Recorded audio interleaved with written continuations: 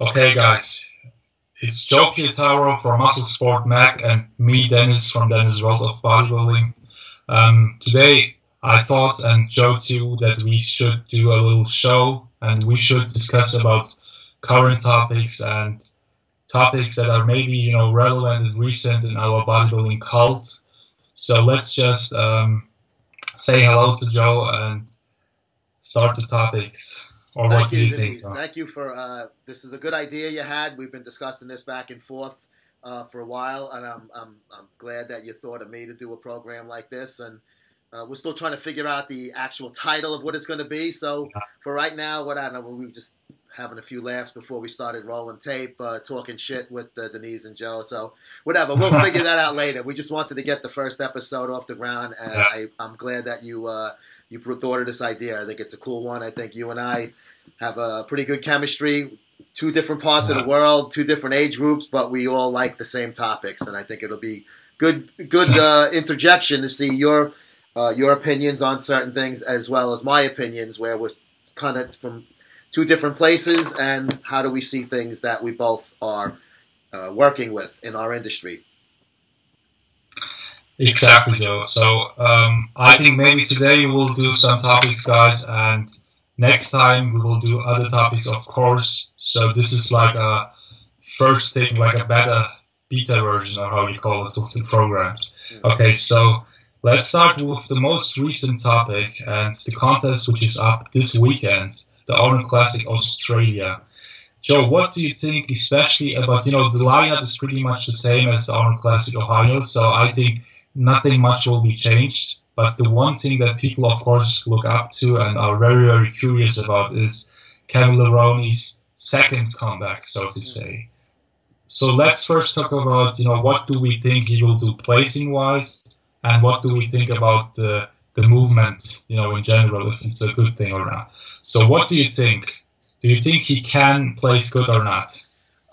Listen, I hope I'm wrong. I would love for LeBron to do well and place well, or even win a show that during this comeback he's had the past couple of years. I don't think he's going to do well at this show. I mean, he had a lot of injuries when he made that comeback at the Olympia 2 years ago. It showed in his physique, but can't knock him. He's 52 or whatever it was. Then he revealed he had a lot of injuries, and that's why his legs weren't up to par. Then he was supposed to come back last year and do the Vancouver Pro, and he had to drop out because of other injuries. And then now he's coming back at the Arnold Australia. So I almost think like the show like the Vancouver Pro would have been something good for a guy coming in. I think he was 13 years off the stage when he made that comeback at the O. I just think he's better suited if they had a Masters Olympia, obviously. Unfortunately, they don't have that anymore. I don't think he's going to place in this show. I mean, especially with the lineup very similar to what it was 2 weeks ago in Columbus. It was a very formidable lineup, top heavy, and there really wasn't a lot of slouches there. So I think he may look better than he did at the Olympia, because if he was healthy, he really puts his full effort into it, and he's a great warrior, Kevin Levrone. I don't think he should have came back to begin with, and I think him continuing it is not really good. It will never tarnish his legacy. His legacy is what it is. I don't mean that at all, but I just think he's putting his body through a lot of tough things to do this again, and I don't think it's really worth it for him. Joe, what I think is that placing-wise, he won't be in the top 6 for sure, because I don't think that he will bring his legs up. He always posts this, upper body pictures on Instagram, probably saw it, but he never posts his legs, and I don't think that it's because they are so good. I think it's because they are maybe not matching his upper body. And I don't think he will do placing-wise good. I think he even knows that and kind of says, I will be better at the Olympia last time, but obviously I don't think he will place it. But I think really the reason for his comeback was, before the comeback, I have a body that that goes to the FIBO Expo, Europe's biggest bodybuilding fitness expo, really huge thing. And he's a hardcore bodybuilding fan, so he obviously knew Kevin before the comeback announcement. And he said that before the comeback announcement, Kevin Levrone could just walk through the expo like a normal guy, and pretty much nobody recognized him, from the new guys, from the whole, young guys, because he was normal looking too, body-wise. Yeah. So people were really not recognizing him. And right now he's having, one of the most biggest lineups when he's going to the expos. A lot of fans are showing up, and I think that's maybe, you think like, okay, I don't know, I'm a legend, but why are these guys not, recognizing me? And then they do such things, and they seem to getting fans or something, because they are really not fans of the bodybuilding history, but what's up now, and I don't know, or what's up on social media or something like that. It's a good point. I mean, obviously, when you're one of the best in your particular field, and which Kevin Levrone certainly was in the late 90s, 2000s, always a bridesmaid, never a bride kind of thing. He just had two tough guys, and Dorian Yates and Ronnie Coleman, that happened to be, during their runs as the reigning Mr. Olympias, respectively, and Levrone and guys like him and Sean Ray, they never topped either one of those two. So it's probably tough for him to not have that same fervor around him. And I also, obviously then he started the Levrone Signature Series, so there had to be some marketing involved with the comeback. But I think also it's not even an ego thing. I think it's just human nature. Of course, who doesn't want to walk around and be recognized by people, fans of the sport that you put your heart and soul into? So probably that had something to do with it. I think the Signature Series had something to do with it. And maybe he just wanted to challenge himself also, just to see if he can do it. So I think he should have had his appetite whet from that Olympia. I mean, he proved everybody. He got on that stage again. He didn't look his best, and nobody thought he would ever look his best. But he was able to do it even under bad circumstances and get on that stage. And I think that's when he should have packed it in for good then. He still would be recognized now, He can still walk around today. He doesn't have to be competing. He's put his name right back into the marquee right now. Everybody, just like when I was a little younger, Levrone was a big name, and he is that once again now. I don't think he needs to do shows anymore to stay at that level. Yeah. What I really think is that those guys, like Kevin Levrone or Flex Wheeler, you probably watched the Rocky movie or something like that, and Kevin never won the Olympia, so I think that he has something in his heart that makes him like, man, I really deserve that title, and I can't, I don't want to get old without getting that title. I don't know. I think they still have some setback from back then, which makes them wanting to compete. Because look at Dorian, for example, he doesn't even think about competing, or Ronnie Coleman, obviously he can't do it, but I think that's important too for those guys. Yeah, and now Kevin Levrone also, you have to remember, when he, like you mentioned earlier, before he put on the size again, he stopped, doing all types of performance enhancers. I remember, it was either I don't know if it was the 09 Arnold or the 08 Olympia, one or the other, and I saw him there, and I swear he was as thin as I am. And we started talking, and then he started writing for Muscle Sport magazine before he started writing for Muscular Development. And this was when he was just trying to get into the entertainment business. He has a really good singing voice. He was doing some acting. He put bodybuilding on the back burner, and he was just concentrating on being an entertainer. And he's got a great look to him, too. So I thought he could have, if he really stuck with that, he could have done pretty well with that. I know he's put out some CDs and things like that, so I know he does have other talents besides, bodybuilding. But I guess, just like you said, that flame didn't die out for it, and he wanted to do it. And because he took all of those years off without doing anything crazy to his body, it probably was easier for him to come back and do it.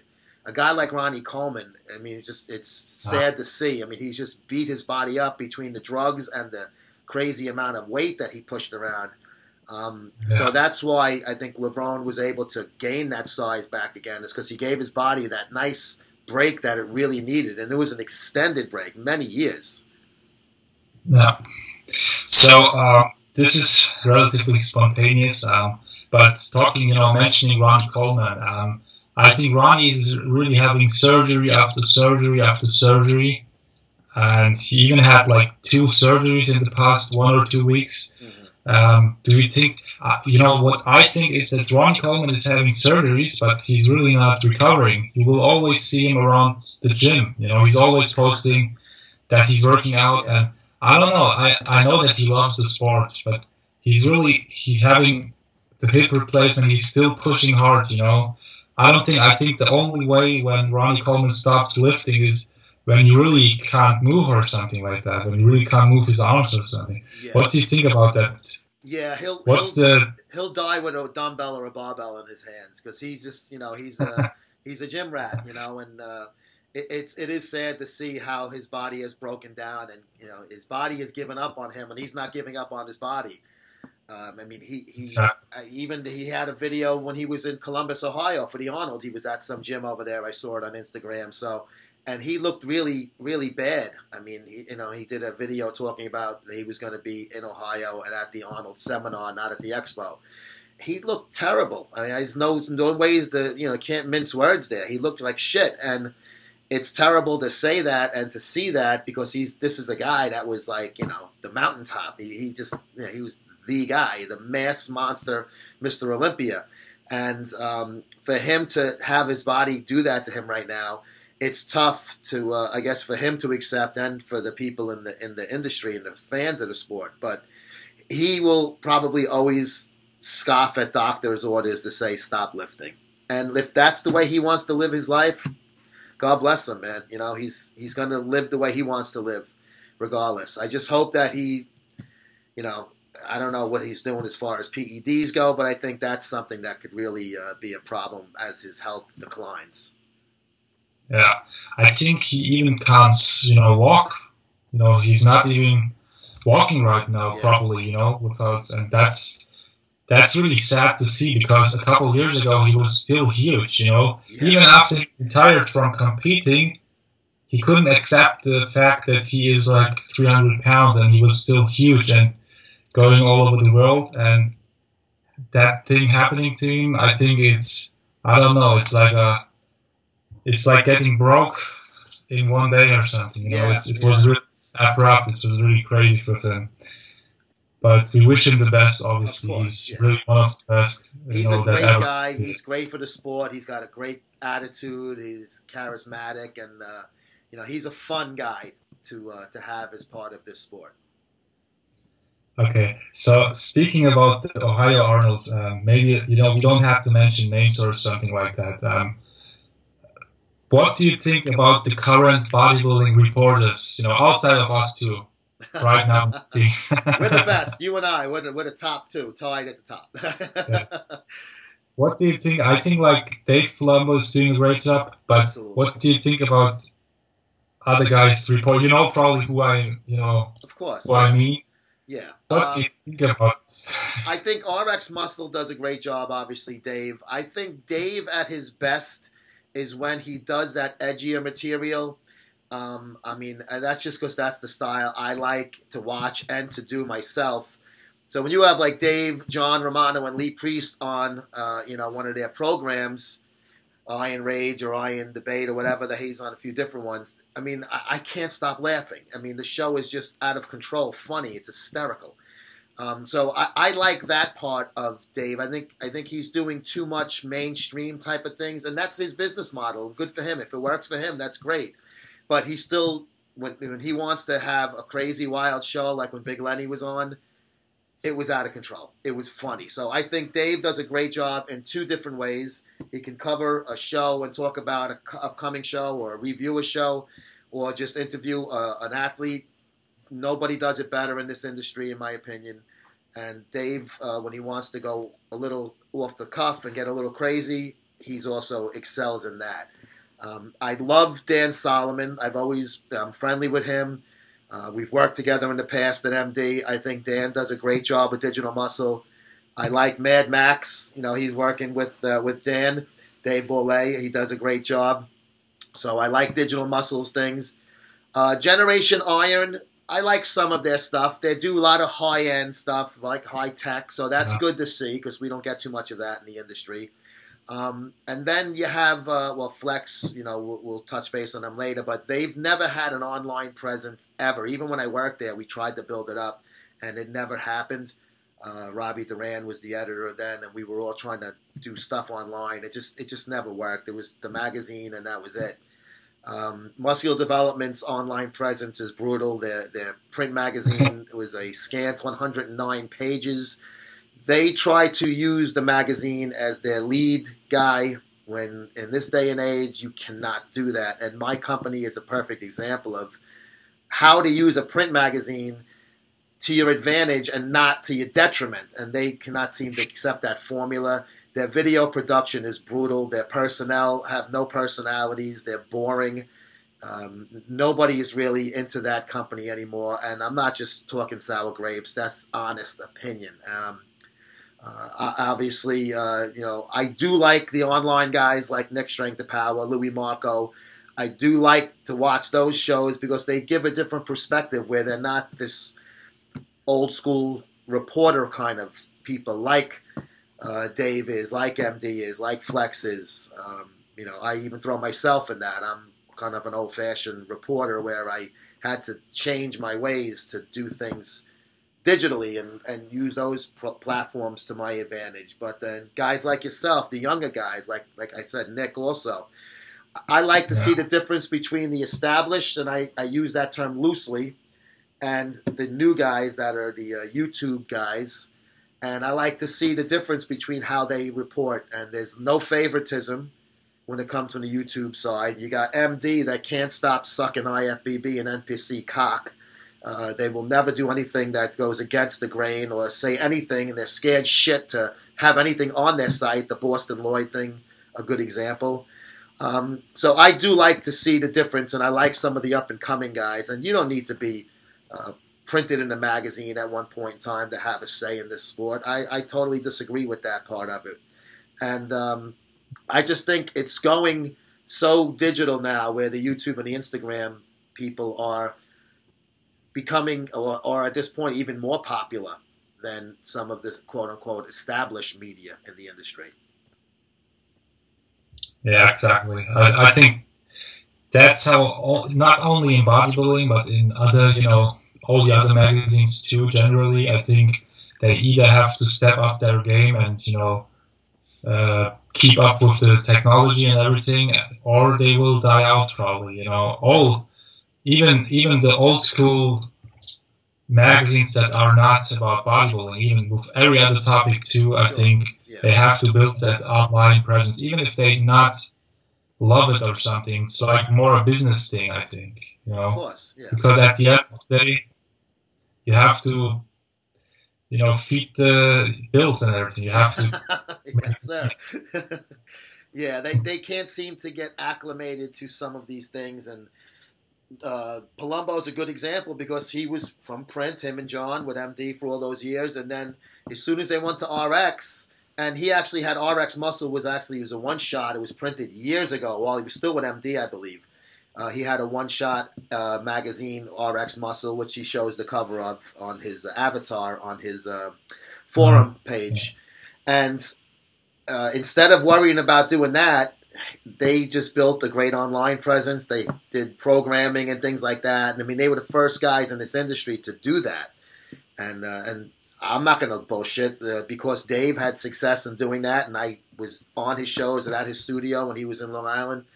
I said, that's exactly what I want to do. I saw the handwriting on the wall, and Dave was the one doing the writing for many years. Nobody was catching on. So when it came time for my company to have a different presence and I was able to build a studio, I kind of just used Dave as the role model, like his programming, and have different types of hosts and things like that. I mean, MD's trying that, and they're failing miserably. Their shows are fucking god-awful. I mean, there's nothing there to watch. It's terrible in every aspect. Yeah, even Sean Ray quit, you know, MD, and he was there for many years. Yeah. So they don't even, you know, they had, you know, at least they had Sean Ray, and he's a good reporter. You know, we don't have to like him, but I think he's doing a good job. But now they only have Ron Harris, and I think talentless. I don't know if people are happy with him. You know, I don't know. But I have a personal issue with him, so I guess it's jaded, my opinion. But you never worked for them. You never had any personal dealings with him. How do you feel as a bodybuilding fan and media personality? Because that's what you are. How do you feel about what Ron brings to the table over there? well, I really think that guys like Dave Palumbo or even yourself, and when you watch, let's say you do I don't know you, let's put it that way. I don't know you, and you do an interview with Lee Priest, okay? Mm-hmm. Then if I don't know you, I will still watch the video because of Lee Priest. Sure. But if you're a good guy and you're doing a great interview, I will be like, okay, Joe seems to be a good guy. Let's check out what he's doing, his videos and everything. And I start to like you and follow you too, not only Lee. But I think with Ron Harris, it's like, okay, you watch the video because you're a hardcore Kevin Levrone fan, because they're doing the Kevin Levrone how I see it. Yeah. But I don't think that Ron Harris is interesting enough, for people to watch the shows because of Ron. Yeah. They will always, what I think, they will always watch it only because of Kevin. I find him a little boring. That's nothing personal against him, but I don't, if I watch an interview, any interview where Ron is in, I will never watch it because of Ron Harris. I will watch it to see Greg talking or Buster Lloyd talking or Dennis Wolf talking, but you know what I mean? The chemistry is not there. Yeah. It's like a one-faded thing, it's like a one-sided thing. So I guess you're not a fan of his solo act, Ask Ron, when he doesn't have a guest to actually do something that's worth staying awake for. No, I'm not. I'm not. I watched a few episodes, but it's like, if you're doing like 30 minutes videos, I think you have to be a guy that is, that is entertaining enough to watch it 30 minutes for other people. And I don't know, if he would do like 2-minute videos, I think that would be, I don't know, I couldn't watch him like for 40 minutes or so. I think he's just boring. I don't know, his way of, talking and reporting, and maybe he's even a good guy, but I don't think that that's his greatest attitude, his greatest strength to do reporting and journalism. I don't know. Exactly. That's what I think. And that's why their business model is terrible, because they use people towards their weaknesses, not their strengths. I don't even know what his strength is. Basically ghostwriting bodybuilders' columns. So that's what he should be doing. He can't write to save his life for his own with his features. He's terrible. And he cannot. He's terrible on camera. His voice, his appearance. I mean, I'm not talking about his build. I can give a shit about that. I'm talking about journalism right now. It's nothing to do with who's got bigger biceps and all of that crap. So just because he doesn't come across, like you said, he's boring. He's not exciting. Dave, he's got a great camera personality. He's his persona behind the camera, in front of the camera, it comes out. Greg Valentino, another perfect example. When he's in front of the camera, it's always something going on. It's you got to keep up with him. That's the whole point. If you're sitting there going, when is he going to say what he means? When is he going to do something that's, don't make me change the channel here, using an old expression. It never happens with him. So, I don't know. I guess when that happens to me, please be honest and tell me so I don't make a schmuck out of myself and do videos when I'm boring. No, I would definitely write you in. Yes, please. I would appreciate it. The thing, I kind of get, when the industry you're in, like bodybuilding, is boring itself. Yes.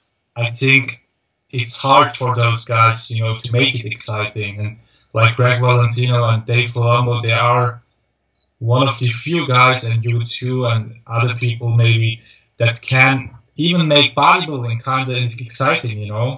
And that's not easy to do. So it's not like everybody could do it, but if you can't do it, why you do it? You know what I mean? So I don't know. It's maybe he has to do it, or he is like, okay, I'm having this deal or something like that. That's my way to make money.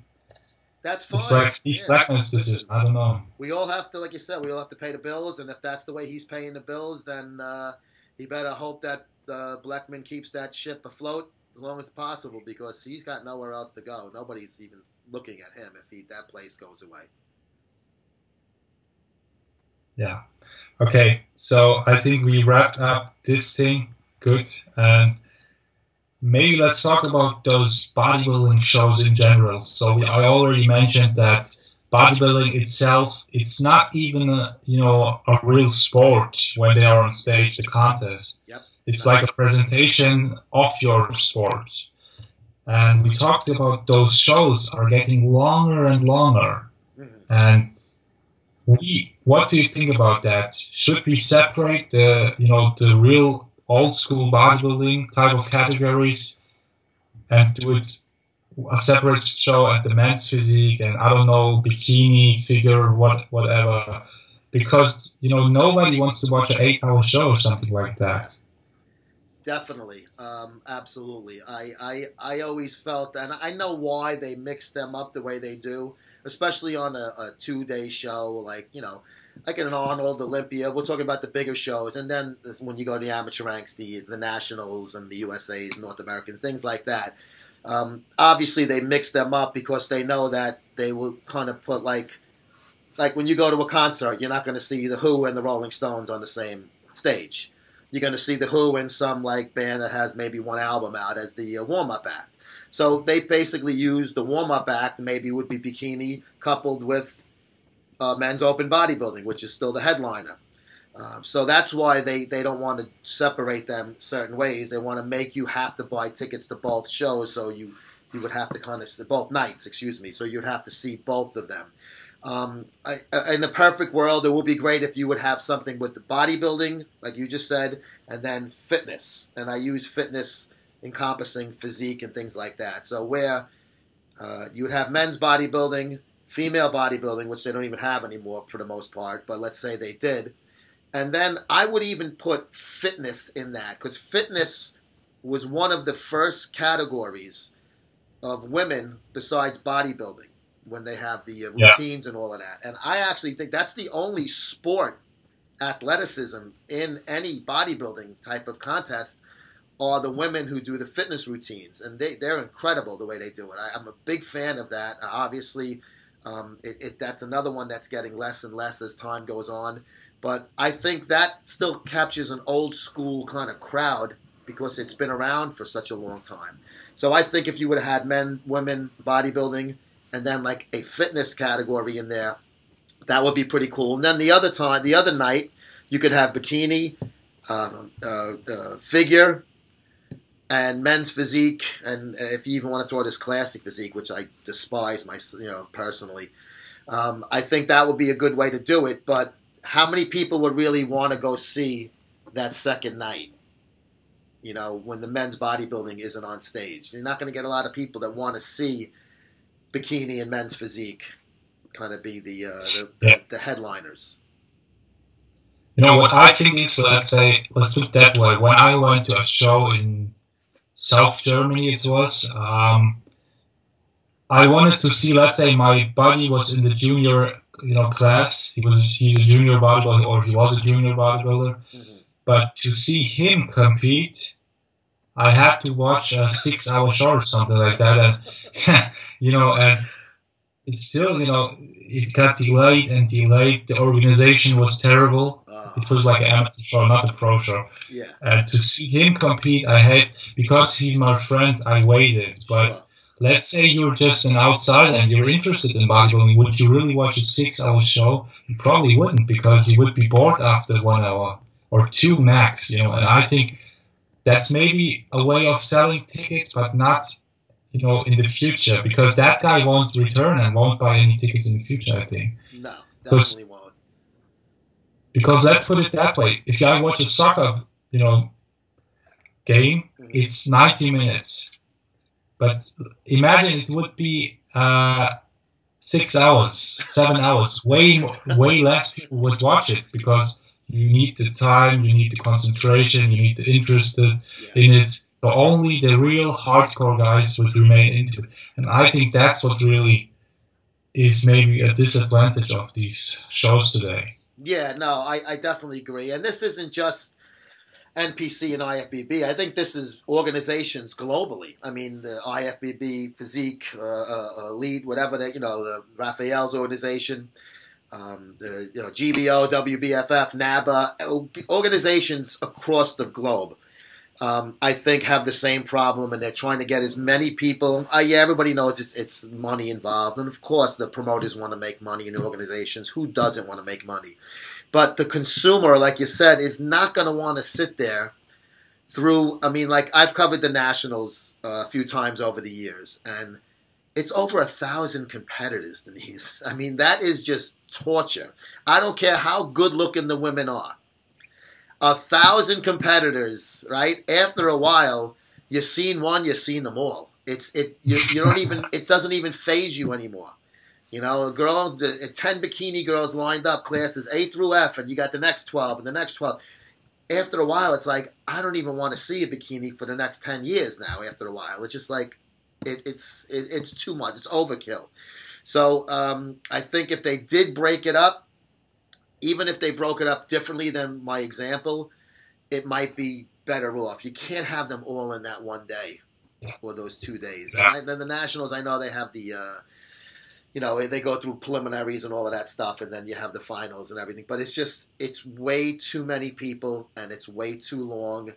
And then when they take away posing time, the competitors complain.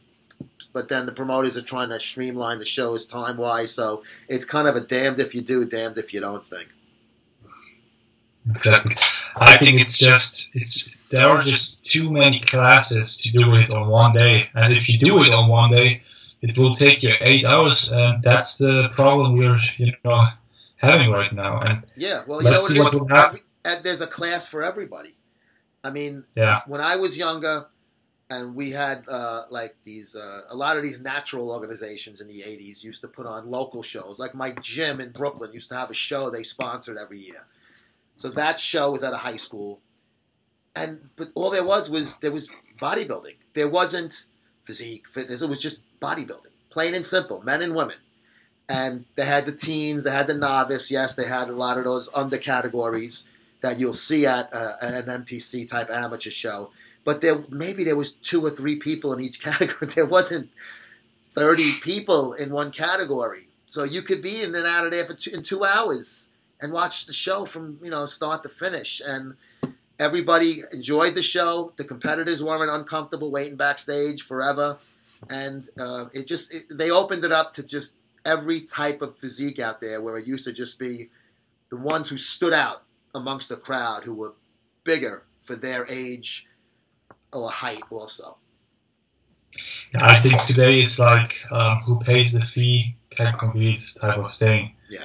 I know a lot of guys too, like in my gym, that a couple years ago they wouldn't even think about competing with their body because it's just not for the stage back then. But it's today, okay, they say, okay, I can't compete in bodybuilding, but I can try it in men's physique, for example. A girl says, okay, I'm not that muscular, I'm not that ripped, but let's try bikini. She's paying the fee and the promoter is happy, and you know what I mean? And the girl is maybe happy because she's an athlete, so to say. And she's she's a bodybuilder. I don't know. I think that's the thing, maybe, what you're facing. Yeah, it's the everyday guy and girl that are joining contests now, where it used to be the biggest guy in that gym was the one that, he's going to be on stage. Johnny's going for the, the whatever, Eastern, whatever, National Organization's title or some shit. You don't see that nowadays. Now you see, 20 guys in a gym going to all different categories that nobody cares about either. Yeah, it's like for Instagram to write, I'm an athlete, a bodybuilder, and a competitive bodybuilder and everything. Yeah. What I also think is, I don't know, did you watch at the Arnold Classic Ohio? I think there was like a classic physique or in men's physique or in both classes. Yeah. And we have athletes, like the top 6, we have Sadiq, Arash, Rahbar, and everything. But there were just so many people, Joe, that the last places, there were even fat guys on stage. Chubby guys were on stage. At the Arnold Classics. I know. This is at the Arnold Classic. It's not like even a local show. I know. And at the girls' categories too, you have girls that are like chubby girls, that don't have anything to do with, competitive bodybuilding. I don't know. That's like, inexcusable. I don't know what to You say. can't have that. Not on a prestigious stage like an Arnold. You just cannot have that.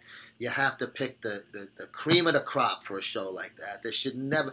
The way they do the physique, I think it's like the first 50 that put their application in, and then they wind it down to the top 10, and then they pay the travel fee for those top 10 in both in physique, men and women's. There shouldn't be. There should be. Arnold's always been an invite. They should invite people that deserve to be on stage with the Arnold Classic, not somebody that just got to the post office first. Yeah, and people should always know where they are standing. Okay, so let's put it that way. The body I have now, I would never think about competing, and I'm not even interested in that. I'm like more reporter and journalist in the scene. Likewise. Like you probably, like you're a reporter. You know, you're not. But you're not claiming that you're a competitive bodybuilder, and you're not stepping on stage for that reason. And maybe people are, I don't know, people think I'm ready, I can compete, and that's okay with my body because I can compete at this class or this class. And I don't know, it's like a strange type of thing. People have a lack of reality maybe with all those filters and social media. Because let's put it that way: if you're a girl, even if you have a good ass or something like that, you will have great positive feedback, you know what I mean? Of course. But in reality, maybe you have a good ass, but it's just not ready, your body's not ready for competing.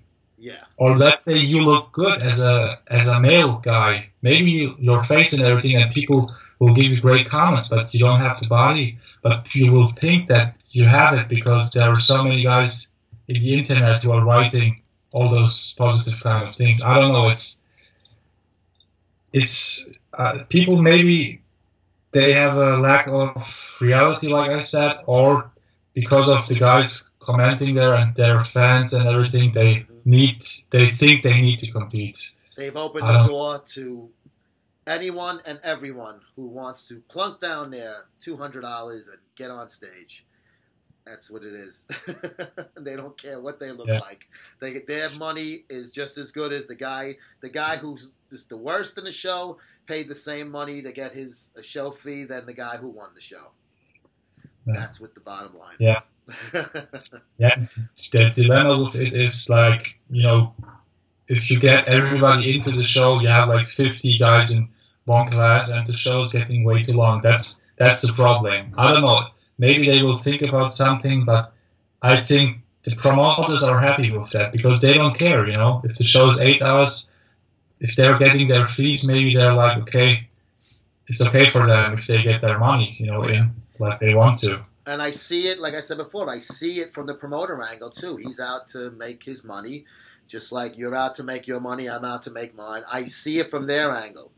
I don't have to think it's a great way to do it because it makes the competitors and the media alike to have you know, it's a tough task to cover a show like that. You can't even remember who's who then.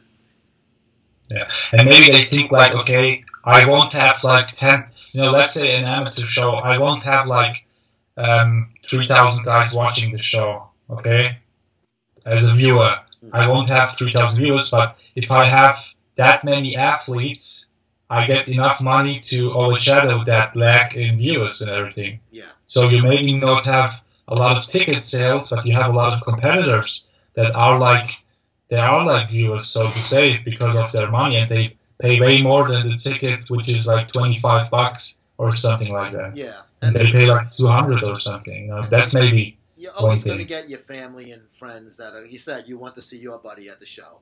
You know, so a girl goes in there, her boyfriend's going to come, her parents are going to come, her buddy's going to come, you know, Sally from across the street's going to come, her roommate from college is going to come. So now you just got 5 people that are watching the night show, you know, and then the coach is going to come. You got to pay backstage fee, coach's fee, and then you got to buy a seat for the coach too, even though the coach isn't sitting in the seat. So it's there's always going to be, you know, I think it's going to get worse before it gets better. I think they're going to add more categories. Like they have in Europe, like I'm sure you're familiar with, like this, what do they call it? Where they have like the formal wear and shit, wellness category, where they're wearing like fucking tuxedos and evening gowns on stage, the guys and the girls. So I think you're going to see that coming into all over the place, not just in Europe. I think it's going. That's the next thing to hit the U.S. Yeah, it could be. I think I saw those pictures too, but they don't have those classes at in Germany. Oh, okay. They don't have that in bodybuilding shows. Maybe not yet. Maybe it will come. I don't know. I saw it in Poland, I believe, was one of the shows I remember seeing it first at. It was, I think it was the Levrone Classic. A couple of years ago, he had the first show of the year in Poland. He was the promoter. It was an IFBB show. I think it was a Pro-Am. And I think in the AM part of it, they had this wellness category where there was guys in like suits, women in like gowns and stuff like that. And then they had like a swimsuit part of it also. And the guys were on stage in their underwear. I mean, it just, I don't know. I just, after seeing, you know, Pumping Iron, and then, you know, you see Lou and Arnold and you know, and Franco and those guys on stage, and then you see some guy that weighs about $120 in his freaking skivs. You know, I'm like, this is not the way it's supposed to be. You know. Yeah, they just those type of things. They just should separate, because if there are guys who want to watch that kind of thing, they should be able to do so, but at a different contest, you know what I mean? Yeah, it's a fashion show at that point. It's not a physique show. I mean, it's just, I don't know. Like, I guess I'm probably being redundant because I keep saying the same thing over about how these shows are, but it's just, I don't know. I mean, that's why I don't cover shows, because I show no interest in them. They bore the hell out of me. You know, especially those longer ones like that. I have no interest in going to them at all. Yeah, I think even the routines of the men, you know, they didn't. I don't know if they judge posing right now, but you see on those pro contests, even man bodybuilding, you know, open man bodybuilding, some guys they don't give a shit about posing. You know, they do it their routine. It's like, and it's not entertaining at all. Or I saw the Arnold Classic in Ohio, just a live stream, but Fred Smalls, do you know that guy, Fred Smalls? He did a great routine. You know, I could watch it on TV. Yeah. I could watch it with my father, and he was like entertained. He could watch it, you know, even if he's not a huge fan. But if you have those extremely boring routines, who wants to watch that outside of the hardcore fans who are like, okay, let's see how his rear delt is or something like that while doing his routine. But if it's not getting judged, you know, the athletes maybe don't see a need in, you know, giving it attention or too much attention or something. Yeah. Posing is definitely, even though they do it in the Arnold again, it's scored, but somebody who's doing great in posing is not going to beat out somebody that's got a better physique. And that's the way it should be. But at least they put a little more attention on it. And I have always enjoyed the posing routines, and when you see one that's lousy, you know the guy didn't put any preparation into it. And you can tell the ones that did put the preparation time. And a guy like Fred Biggie Smalls has always been known as a very entertaining poser. Exactly, you did a great job. Okay, so we talked about the Arnold Classic Australia, the shows being too long and everything, and now let's talk about maybe the guys who support those kind of things, so the brands who are sponsoring those kinds of things.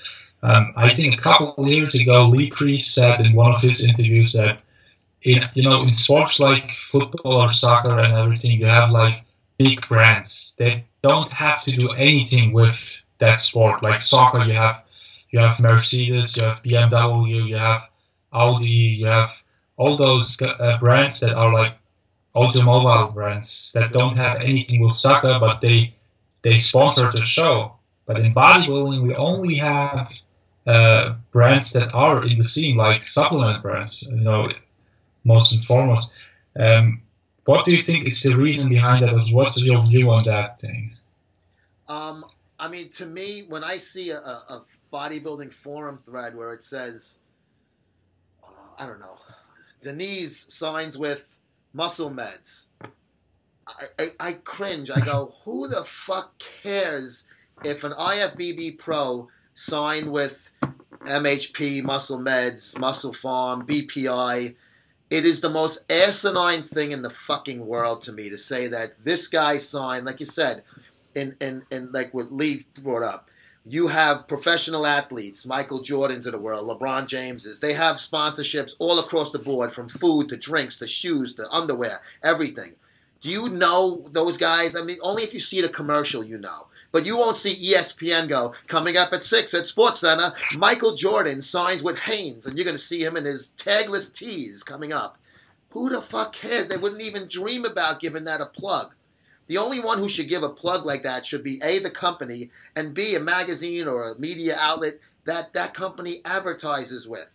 It's not something for the fans to actually grasp and go, wow, I can't believe that BPI got, fucking William Bonac or whatever, just using it for an example.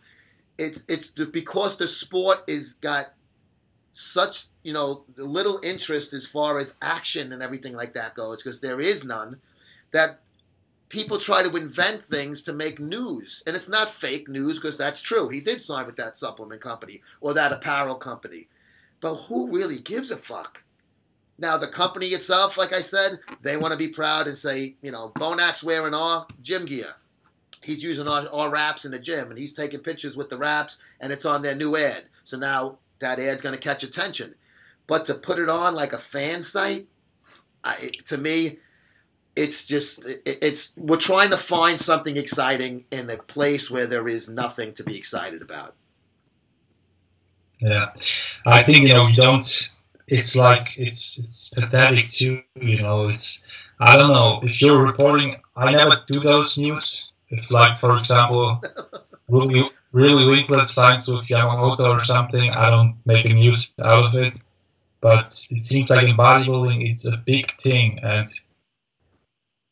after, there are, I don't know, bodybuilding and brands and everything, supplement brands, it's a whole different thing than in other sports. The athletes too, if let's a soccer player never will say in every video he does that Nike is his sponsor, but you see him with his Nike shirt. Exactly. And you know it, it's like common sense, you know what I mean? Yes. It's like me seeing you driving a Mercedes. You have like a Mercedes, right? Mm-hmm. A Mercedes. I don't know how to pronounce it in American language, but in German it's Mercedes. Mercedes. Close enough, yeah. The German pronunciation should be the correct one. That's where it was born. Yeah, exactly. It's from Germany, yeah. But let's say you would do videos, and in every video you make, you would say, I'm driving Mercedes, I see you driving it. You don't have to say it. You know what I mean? Yes, I know exactly what you mean. Yeah. It's getting annoying if you mention it 10 times in your video, like you're thinking you're the king of the world, and other people are not, or something. Yeah. I don't know. I guess the only other comparison I can think of is when you see like a UFC fighter, and he has a certain sponsor, and then after the fight ends, he puts the T-shirt and the cap on of his sponsored whatever, gear or whatever it may be, or energy drink. And a lot of times, like when Joe Rogan's interviewing him after the fight, he might say, I want to thank my coach or my sponsor or something like that. But other than that, never see it. Like you don't see, you're not going to see David Beckham say, hey, I want to give a shout out at this press conference. I want to give a shout out to my, to my sponsor, whatever, I don't know. I'm trying to think of a soccer company, and I'm drawing a blank. But like the Smith, ankle pads or whatever, or ankle wraps. You don't see it. It's unnecessary, and once again, it's trying to make something out of nothing. If the guy's wearing a shirt from whatever Gold's Gym Gear, and he's wearing that shirt, and he's doing his video wearing it, and at the end it says sponsors, and it's Gold's Gym Gear. People are going to realize Gold's Gym is in that video, and that's what the guy's wearing. You don't have to shove it down our throats. I don't know. It's another thing that separates bodybuilding from the rest of the human race. It's very esoteric. It's unique. It's awkward in many aspects, the sport, quote unquote. Sometimes we make it even worse than it should be. Yeah, well, I also think I watched, a video where two bodybuilders, they had their supplement sponsor, and like we already discussed many times, of course, you see a bodybuilder and he does a protein shake in that food video or any video he's doing, or vlog video, it's normal in bodybuilding that you drink protein shakes. Yeah. But he mentioned it many, many times that he's with that company, and that the topic was not even about the company, so it was like unnecessarily news. But that was not only the only thing. When he brought up something that has not to do anything with the supplement company, he was like, "Oh, I don't want to show you that because I'm not sponsored by that brand." You know what I mean? Oh, that's terrible. That's what you don't have to be sponsored for every fucking thing. What channel was that on? Was that on his own, the athlete's personal thing, or was it on a company's thing? No, it was on his personal channel. Right. And he was like, okay. Right. That's not as bad as a company's thing, because the athlete might not realize it. A company, like I thought it was the sponsor. How could you not edit that out? Yeah, but what I want to tell you is, even if you're in a popular sport, bodybuilding is not popular, but the athletes think, or a lot of people doing those videos, they think if you're having a sponsor or you're competing and you're relatively well known, you need to be sponsored for everything you have in your life, like your car, to show up, to show in the video, your phone and everything. So they only show their supplement or their sponsored things, and they mention that 1,000 times.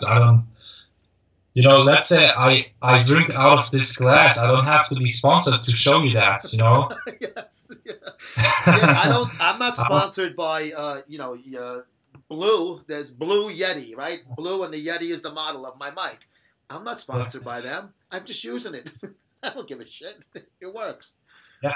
Yeah, exactly. Or I'm not sponsored by Apple or something, but if I would do a vlog and I had a phone call, I would still do the phone call. Yeah. I would write, okay, Apple a video, a message or an email. Hey guys, I do a vlog and I will show you my iPhone in it. Can you pay me $100 or something to get sponsored? I don't know. It's like pathetic. It is. And I don't see that in other sports show. I watch other sports. Only in bodybuilding. I watch. Both of us are sports fans. We both watch other, regular team sports and single sports like boxing and MMA and things like that. And like I said, the only comparison I can think of is the UFC guys after the fight. And at the beginning, they have their banner. Their guys are holding the banner up, and it has all their sponsors. But other than that, you never even know who their sponsors are. You'll see them wearing the cap on the sideline. That'll be it.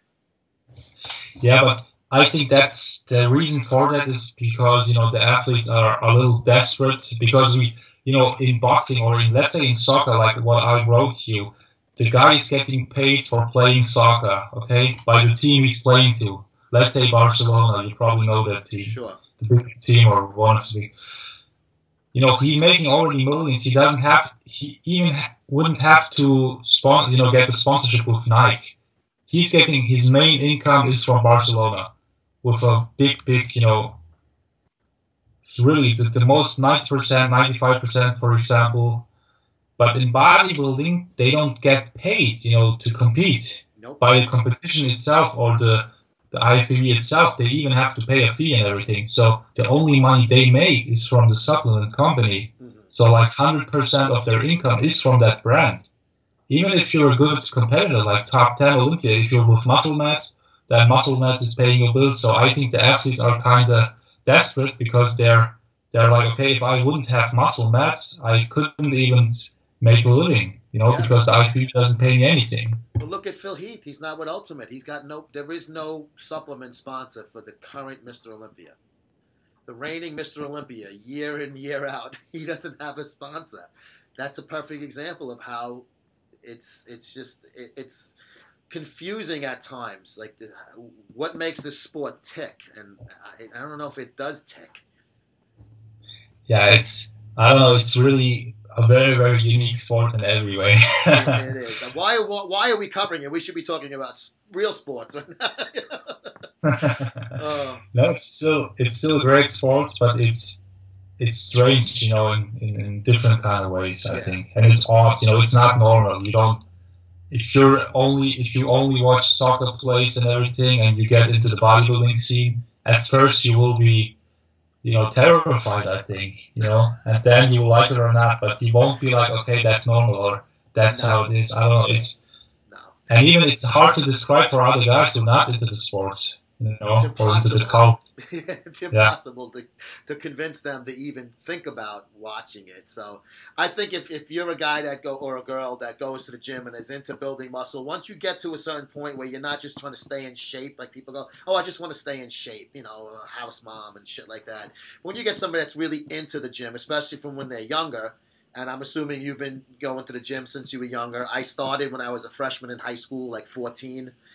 So I've been doing it for a while, just working out for myself. Never even thought about competing. Never thought about putting great size on. I just wanted to, look good. So when I was younger, to meet girls, so I was look good on the beach. So if you do that for many years, and then you start to maybe you dabble into some steroids and stuff like that, then maybe your interest level might kick into where you're talking about bodybuilders now, not just bodybuilding. And that's where I think some of the people start to watch the Olympias and the Arnolds and things like that. But somebody that's just like maybe goes to the gym a couple of times a month would never even think about, going on a live stream and watching the Arnold Classic like you were doing. Yeah, it's a really minor niche, Yeah. Because let's say in Germany we have so many gym members. You have way more gym members. People are assigned to gyms than people are assigned to soccer clubs or something like that. But bodybuilding itself is not popular at any means. Nobody. If you go on the street, nobody knows anybody. It's like, even though 10 million guys are assigned to the gyms in Germany out of 80 million. So that's the thing that is not normal, comparing to other sports. Because if I'm in a soccer club, I'm interested in soccer. That's normal. Sure. But if I'm into a gym, probably I'm not into bodybuilding. No, doing it for your health reasons. Yeah. Yeah. So that's one thing that is very unique about bodybuilding too. Absolutely. Yep. Okay, guys. So I hope you enjoyed the show, the first episode. I think we mentioned and we talked about very interesting topics and recent topics. And in the next episode, we'll talk about the steroids too. So openness about steroids in bodybuilding. The taboo. It's a good thing or bad thing. Yeah. And of course, bodybuilding magazines dying out. Who's next? Flex magazine made the beginning, so to say. But we don't think that it's the only one, who will end that way. And the other topic, the third topic, was with guys who are training in Kuwait and leaving Kuwait, or who are leaving their family behind and moving there for the whole year and everything. How that's like, and the new mecca of bodybuilding. So there are very, very interesting topics we will cover in the near future. So Joe, what's your last words about this all? What do you want to say? I enjoyed the show. Thank you again for you came up with this idea, so I appreciate that you thought of it and then thought of me as a guy to do it with. I enjoyed the topics today. I'm definitely looking forward to the topics next week, especially the bodybuilding publications. That one I'm definitely looking forward to talking because that's what I'm in, so it's very relevant to me. And I have strong opinions on why they don't work anymore and how they can still work to a certain extent, but with a caveat involved that they're going to have to wait to hear and watch the show next week, because if I say it now, they may not want to tune into that part. Okay. Yeah. So you only have positive advantages of watching this show, of course, and the next episode. So subscribe to my channel and, of course, subscribe to Muscle Sport TV. We will have the links in the description. Thank you for watching this show, and see you soon, Joe. Take care, Bye. guys.